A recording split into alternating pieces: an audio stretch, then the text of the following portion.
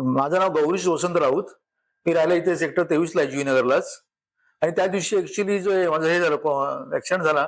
माझ्या घरात कपाट एक लोखंडी कपाट, त्या कपाटावर घाण होती. ते घाण साफ करायला मी स्टूलवर चढलो आणि स्टूल होता हलका.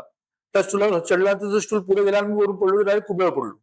तर त्या दिवशी 15 मिनिटं मी झोपूनच होतो, अनकॉन्शियस होतो खाली फरशीवर. आणि त्या 15 मिनिटं उठलो, पलंगावर पडलो. आणि मग सकाळी उठून मग मित्राला फोन केला, मग याच्या युट्यूबला सर्च केलं की तिथे आहे म्हणून डॉक्टर UMC ला डॉक्टर अविनाश उपाध्याय करून, मग त्यांच्याकडे आलो. नाही, माझ्याकडे स्वतःची व्हेकल आहे.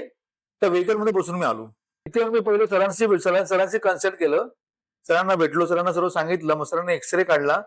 ऑपरेशन मला वाटतं 15 तारखेला झालं. सेम डे मॅडम, तुम्हाला फोटो सेम डे चालू लागलो मी.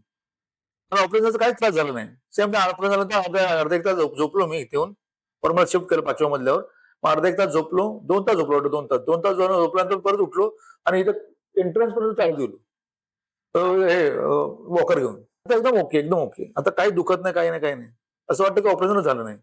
एकदम चांगले आहे, फ्रेंडली ऍटमॉस्फिअर आहे, सर्व चांगले लेबर आहेत, सर्व स्टाफ चांगला आहे आणि एनी टाइम फोन केला की मदतीला येतात. हो, नक्की नक्की. बहुतेकांना मी सांगितलं पण आहे माझ्या फ्रेंड सर्कलमध्ये. आता बहुतेकांना कामानिमित्त आले नाहीत, ते येऊन जातील. थँक्यू.